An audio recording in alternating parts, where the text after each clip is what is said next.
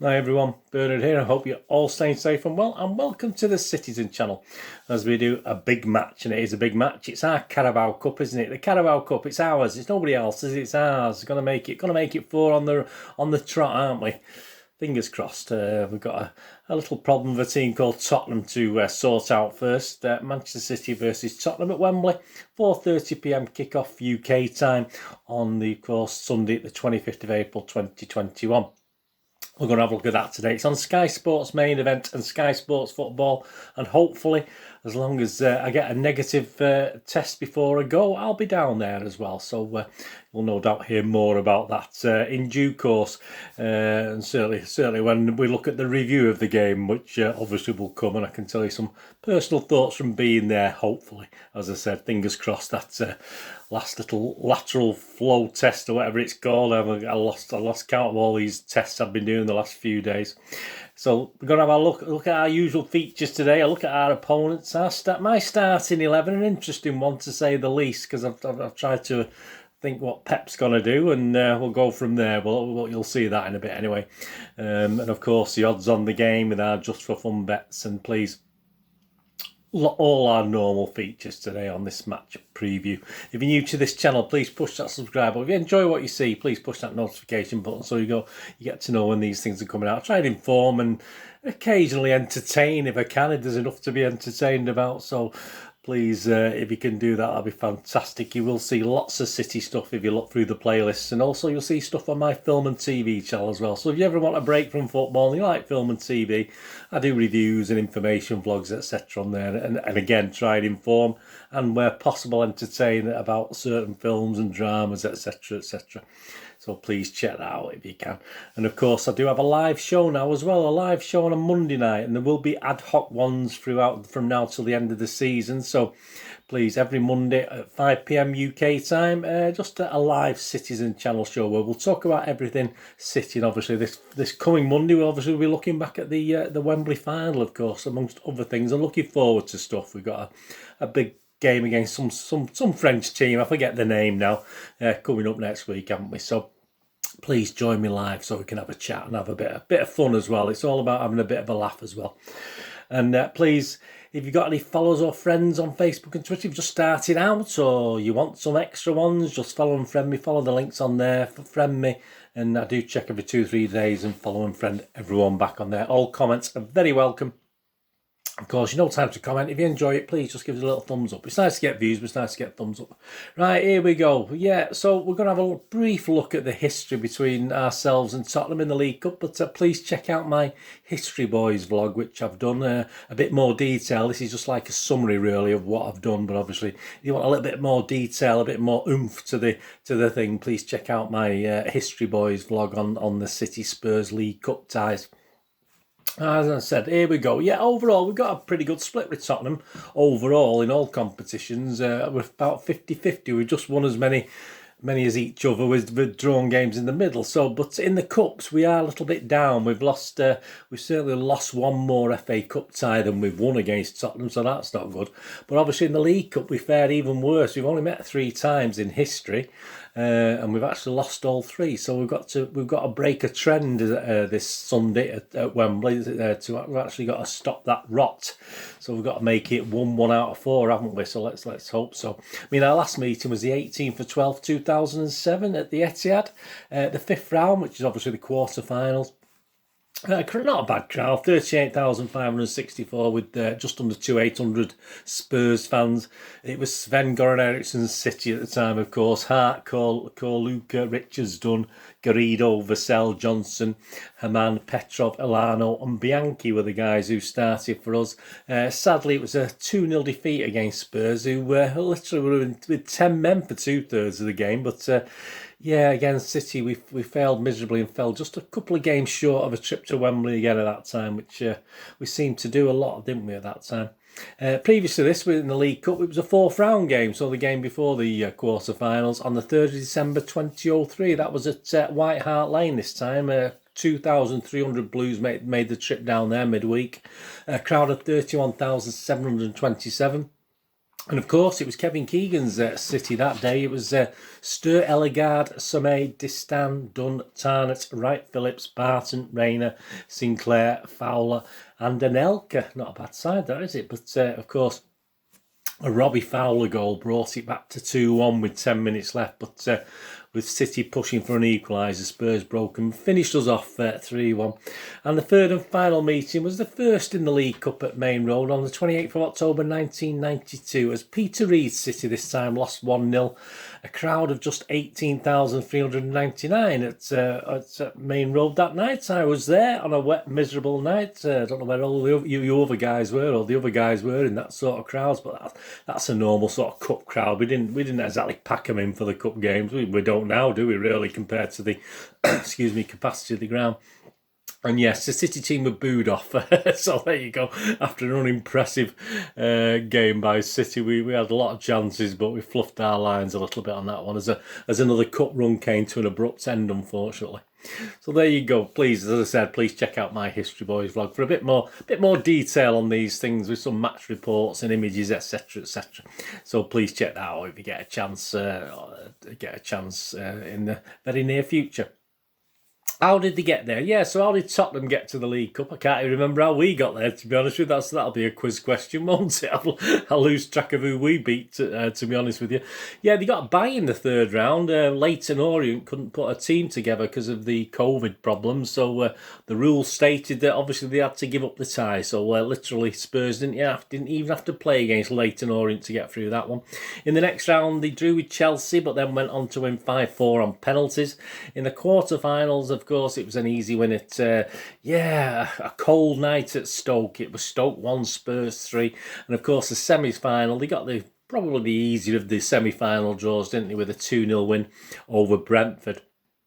So now they're just one win away, aren't they? Just one win away from the first major trophy since winning this competition back in 2008. So that'll be good for them. I think the Spurs fans have sort of grown a bit more into it. A couple of months ago, when they were doing the selling the stuff at the Spurs shop for this, they weren't very impressed. But I think over time they've become to accept it a little bit more, which is very big of them, obviously, isn't it? Of course, Maureen has gone now, which could be a bad thing, could be a good thing, but I think it's a bad thing, to be honest with you, although obviously Maureen knows how to kill a game, doesn't he, and snatch victory from the jaws of defeat. But there you go. It's understood that the relationship of some of his squad, it rock bottomed, didn't it, after that, and I think it's been muted in the papers, certainly after that, after Spurs were knocked out of the Europa League as well by Zagreb. Just 3 or 4 weeks ago. And obviously the atmosphere around the training ground was tense and players were afraid to smile. But I've heard that many, many times when Mourinho's been the manager anyway. So that's nothing new there, is it? Of course, we've got Ryan Mason in charge now. He's been appointed the interim head coach. And he says to the players, all this bad taste in the mouth that's been left by Maureen has been wiped clean now. The slate's been wiped clean. So they're starting from scratch again. Yeah, well, we'll see, won't we? Yeah, so I think this change of manager for Tottenham is a good thing, at least short term. I mean, obviously we know about new manager bounce and all this sort of thing.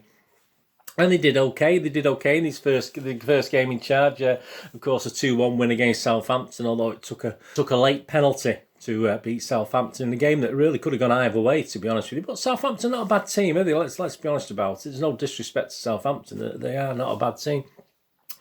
It is sort of expected that Kane will be back for this. I mean, they were saying he would be out for a while, but he has a tendency to do this, Kane. He does have injuries where he does spend quite a while out, but he has others that he sort of just recovers after a game or two. So there's a potential that Kane will be back for this, which will certainly cheer them up.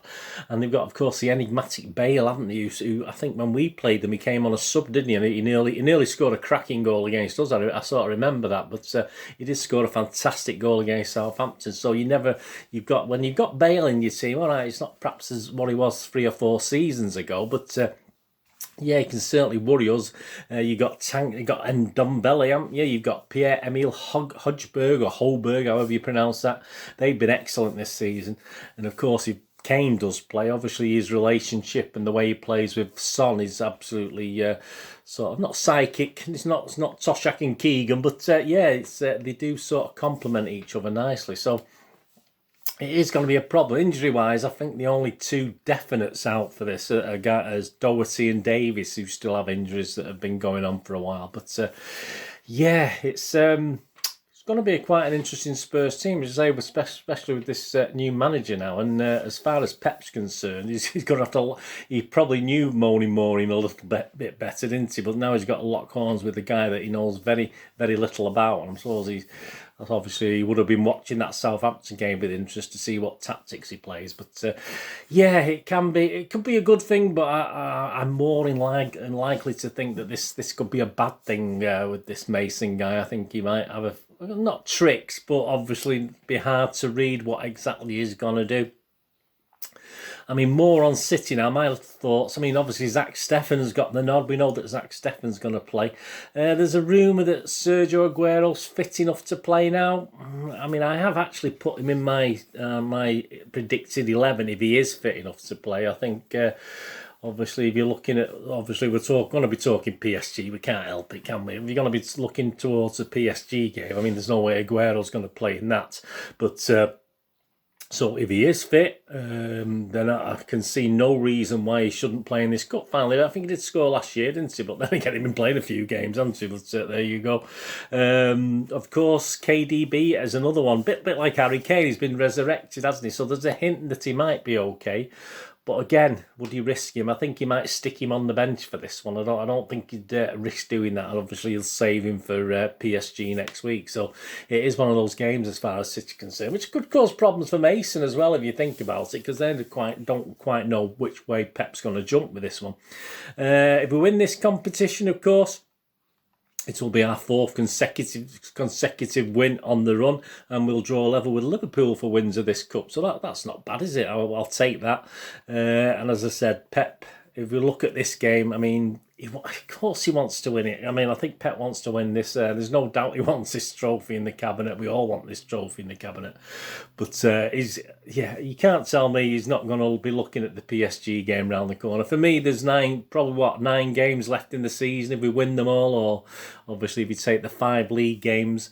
This Carabao Cup final, that's 6, and you've got obviously the 2 semi-finals and the final. So there's only a total of 9, of which if we can put the league to bed over the next couple of games, if United don't keep winning, if we win our next 2 and United lose one, then we don't have to worry about the last 3 particularly. We can play B teams and still win the title. So I mean, I want City now to go strong for the last 9 games of the season, and I think we've got the players to do it. All right, you might have to sort of keep people like KDB just slightly to one side, but there's no reason why he can't make appearances in games, etc., etc. But I think if Pep does make 7 or 8 changes from the Villa game, then he's definitely thinking about PSG, isn't he? I think there's no doubt of that. If he makes 2 or 3 changes, he's desperate perhaps to win this, and anywhere in between those. So if he makes anywhere between 4, 5, 6 changes, he's probably somewhere in between. And he's been a little bit cautious, but hoping he'll be able to pull it off and win the League Cup. So it will be interesting. There will be fans in the stadium, as I said, as long as I pass me test in Manchester tomorrow. Obviously, I'll have my permission to be going down. I've tested negative twice this week so far, so I'm hoping there'll be no difference tomorrow when I go and get that done as I'm recording this. So there will be fans in the stadium. I think Spurs actually managed a game or 2, didn't they, with fans in when the lockdown sort of eased a little bit. But this will be the first time. This is my last game was obviously last year's League Cup final. That was my last live game watching City. So a bit of a coincidence, but there you go. So hopefully the players will appreciate that, and that's part and parcel of me going down there. Obviously, we did have this debacle with the European Soccer League, didn't we? But yeah, I mean, I was a bit tentative as to whether I really wanted to go down. I bought my ticket the day before, so. But obviously now that's been sorted. Obviously, I wouldn't dream of not getting there if I can, which I can. So there you go. So hopefully they can give the City fans there something to remember, because it's the first time they've played in front of City fans. So I'm hoping the players, in the same way Tottenham's players will be up for it, because they've not won a trophy for a long time. Of course, I'm hoping City players will be up for it, whichever team he puts in. But that sort of leads me to the 11, doesn't it? As I say, City are always weaker when Stefan's in goal. I'm sorry, I wasn't impressed with the last game we played, to be honest, with the obviously the Chelsea semi-final. And just generally, I mean, I don't want to get on Stefan's back. I just don't think he's as confident and has got the experience to actually to do this. I mean, he might go to penalties, he might become a hero like certain other backup keepers in the past who weren't very good, let's be honest about it. But yeah, so we are playing a weakened team straight away, because no disrespect to Stefan, but he's not quite as good as Ederson, is he? Let's be honest about it. So my 11, I would love to see Doyle or Delap in this, but I very, very much doubt it. I think Delap's just been took out of the equation totally. And I think Doyle, even though he played a couple of games, obviously, in the League Cup so far, I just can't see that happening. I think Pepper, because obviously, again, we're quite injury-free apart from a question mark over KDB and Aguero, perhaps, I don't know. So, yeah, I can't see Doyle do it, but that would be great if Doyle could do it, wouldn't it? Obviously, just thinking about the obvious connections from the past. But yeah, I'd like to see Doyle do that, but I don't think we are. So basically, that on my 11, I'm going to go Stefan in goal, which we know about already. I will bring Cancelo back in, although he obviously was out of favour. And I'm going to obviously Stones can't play because of the sending off, so I'm going to make it an Aki Diaz partnership at the back. I was half a mind on whether Garcia would suddenly make an appearance again, but if he's got Aki there, just play Aki and Diaz. And then again, Laporte's not been playing much, has he? Laporte's got to be able to play all the games if needed. So I'm going to put him there as well. So that's the back four: Aki, Diaz, Laporte, and Cancelo as the back four. Then in the middle, surely he's going to play Ferner. For sure he's going to put him in there rather than Rodri. I think he might rest Rodri for this one, for PSG. But on that basis, because I haven't got KDB in this team, I'm going to put Gundogan and Foden in on the basis that Foden can play every single game now between now and the end of the season. And Gundogan may get a rest against PSG, but I don't know. But I'm going to put, because we don't have the creativity of KDB, I put Gundogan and Foden. Gundogan more defensive role than a forward-looking role, to be honest with you. Because obviously, I'm going to, up front, I'm going to have Sterling given another chance, which he has, and hopefully he might do something. But, with fingers crossed, we keep saying that, don't we? Aguero with fit, and Jesus. So that's my team. And that's not the team I want to play, don't get me wrong. That's my team I think he might play. Because if you look at that team I've just done there, Stefan, Cancelo, Aki, Diaz, Laporte, Fernandinho, Gundogan, Foden, Sterling, Aguero, and Jesus. There's 7 changes to the Villa team. So on the basis I was saying before, that's a team with one eye on PSG, and I just think that's what I'll do. I want to be wrong with that. I want to be probably only 4 or 5 of those are correct, because if I'm only right with 4 or 5, then obviously Pep's trying to win this, and he's going to worry about PSG when we finish this one, which is what I think he should do. But hey, who knows what Pep's thinking? Unfortunately, no one knows, and I'd say. Who can criticise? We do, let's face it, we do, and we're quite entitled to. If we don't agree with something, there's nothing wrong with saying so. But as I say, with potentially 9 games left, of which it could go down to 5 or 6 if we actually do the business in the league and get it sorted out, then surely our best team can manage to play a couple of times a week between now and the end of the season, surely. And even that eases off, doesn't it? Even that doesn't become twice a week as the season gets to an end. You will get days in between. So yeah, so there you go. Based on that lineup I give you there, obviously we're looking at PSG, but I'll stick to these assumptions. As I say, I hope and pray I'm only going to get 4 or 5 of those right. Let me know what you think anyway with the team, because I say it is per any 11 from 18, isn't it? But as I say, it is a massive game, PSG, isn't it? But this is a cup, it's a chance to put a cup, and it's our cup, isn't it? It's our Carabao Cup. We want to win it, and as I say, the fans are there for the first time in over a year. There'll actually be City fans, or a number of City fans, watching Manchester City play. So what more could you want? What more could you ask for, really, to go out there and do it, and just do it for the couple of thousand City fans or whatever's there. I mean, we're going to be outnumbered. There's no doubt about that, because all these tickets that have gone to people who live in Brent and people in the NHS local are all gone to Tottenham fans, of course. So we're going to be outnumbered, because that's just how it's gone. So, but there you go. So there you go. What do you think of that team anyway? Say Mahrez, I think. Mahrez has started every game in the League Cup as well, but I think he'll be rested for PSG. And so that's why I've not put Mahrez in there. There's a few others as well I've not put in, but say people like Bernardo. I think Bernardo will be rested. He run his little socks off the other night, didn't he? So I think he'll be rested. But there you go. Let me know what you think.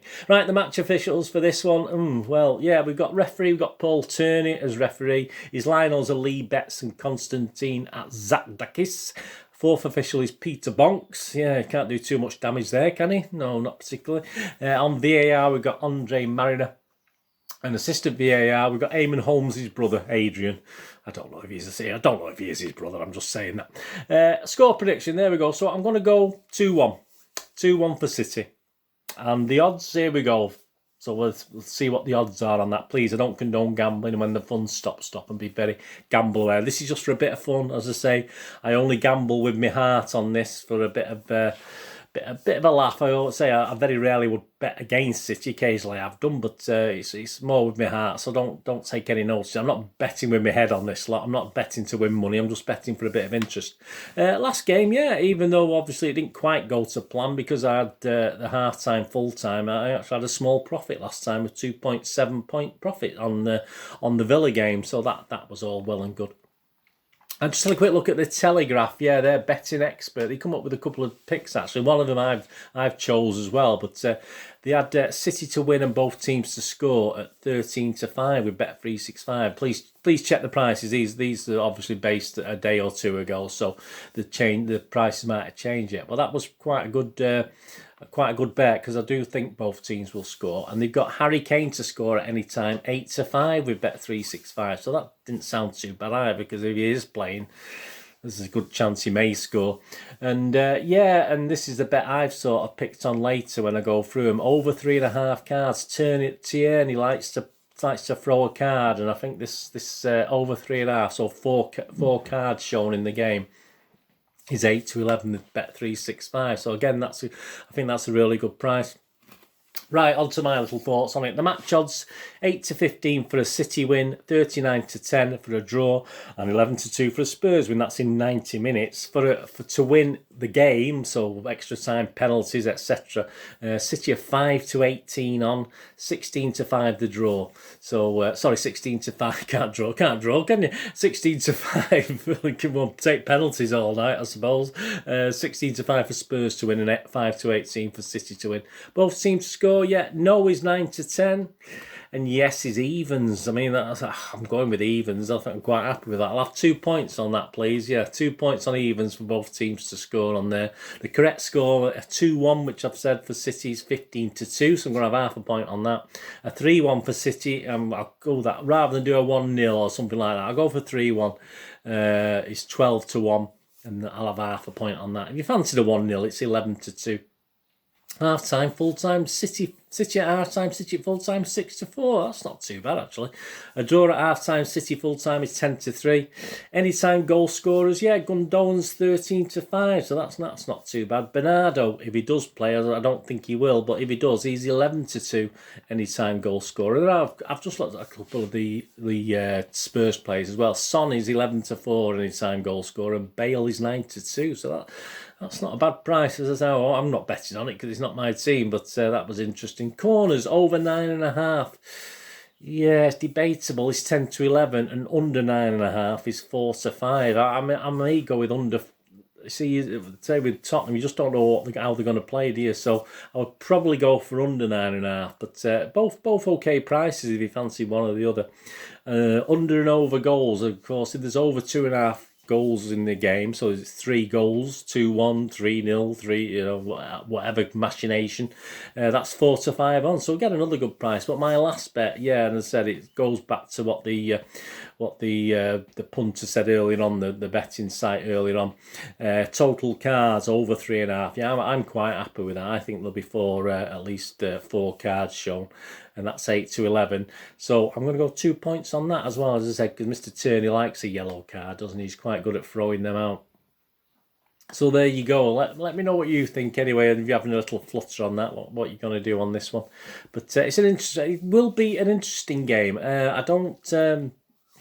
I don't think it'll be cagey. I think, as I say, the Chelsea game last week, well, it wasn't great, was it? But then again, it was a team he played. But I think we'll know what sort of game we're going to get as soon as he announces the team before kick-off. Obviously, we'll sort of have an idea. But I think Tottenham will be expansive. I don't think Mason's got any reason not to be. I can't see him obviously getting the job long term. So I don't think he's going to stress over it. So let's try, as far as Tottenham's concerned, they want to try and win it, don't they? They want a trophy in the cabinet. It's getting a little bit dusty, isn't it, in that cabinet? So they do want a trophy. So I think they go for it. And, if they try and defend, I don't think that will be any good. And the hitters on the break, I think they will try and be positive from the get go, because I think. You can with. That's how Mourinho would have played it. Obviously, I would have thought he'd sort of make sure they defend and try and hit us on the break. But I'm not too sure Mason will do that. I think they'll be a bit more expansive if we allow them to be expansive. Obviously, of course, if City are on the metal, they won't allow them to do that, will they? But we don't need a goal after 20 seconds this week, do we? That's for sure. So anyway, let me know your thoughts. Let me know what your score predictions are and what you think about the game. It'd be interesting. I think from a neutral point of view, it's going to be an interesting game, but I did think that last week against Chelsea, it turned out to right dour affair. But yeah, it will be interesting. As I say, it's always with a new manager, new ideas. It'll be interesting to see what he does from a football point of view. Obviously, from a City point of view, I want us to win it and stuff them. But it will be interesting, won't it? The We're Not Really Here show before we go. Yeah, this week they got the goats in the studio. So he's sat at City with Kel Spellman, so he's Sell or Spell. So I always get it wrong. I mean, people tell me and I forget. I'm sorry, please. I apologise, young Mr. Spellman. I'll say anyway, because I just forget. I just forget these things. And Sean Wright Phillips is going to be at Wembley Stadium as he was last week. So that's his. He must live there now. He must have a bed there. So he'll be down there with Kyle Walker, the presenter, of course. Kyle Walker, not the player. So he'll be down there. Yeah, he's being rested as well, isn't he? Yeah, he didn't have him in my team. I think it. But as I say, he's another player that I just assume can play week in, week out. But as I said, my 11 isn't necessarily what I'm hoping for. I'm trying to put my pep head on and thinking he's going to be a little bit PSG-ish. So there you go. So yeah, the GOAT and of course Sean Wright Phillips, along with Kyle Walker, the presenter, and Sel Spellman, the presenter, at our place. So there you go. Thanks for joining me for this little preview of this Carabao Cup final. It's our cup. Not going to use our cup. No one else is going to have it. It's our cup, isn't it? Please check out that History Boys blog on City versus Spurs. Obviously, only the 3 meetings, so it's a little bit of description on those games, etc. on that. So please check that out if you get a chance. And of course, there will be that was the week that will be released the morning of the match. So that'll be on Sunday morning, which obviously looks back at the last couple of games, doesn't it? That looks back at the Chelsea game and the Villa game. So if you're on your way to Wembley or you're waiting for the build-up or whatever, I don't think there's a big build-up on League Cup, is it? It's not like the FA Cup, is it? So you can have to go with that little quiz, see what you remember about the last 2 games City have played. Anyway, hopefully I'll be back with good news. Hopefully I'll bring that trophy back with me, and we'll go on from there. First one in the bank, and then let's go on and win another couple. That'd be nice, wouldn't it? Anyway, thanks for joining me. What are you going to do the rest of the day? Have a great one. Look after yourselves, look after your friends, look after your families. More importantly, let's all look after each other. So we meet here again on the Citizen channel. Or you have a flit across, have a look at my film and TV channel. All I ever ask of you is please stay safe, Blues. Come on, City. Let's bring that Carabao Cup back. Thanks for watching. Bye-bye.